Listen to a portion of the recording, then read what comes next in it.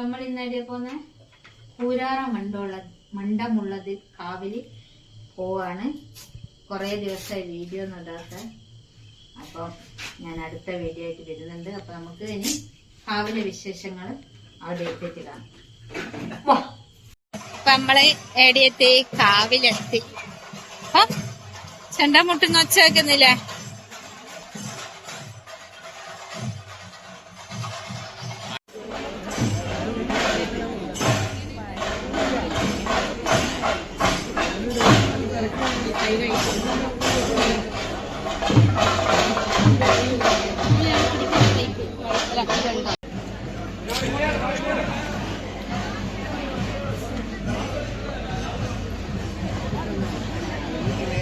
അപ്പുണ്ട്.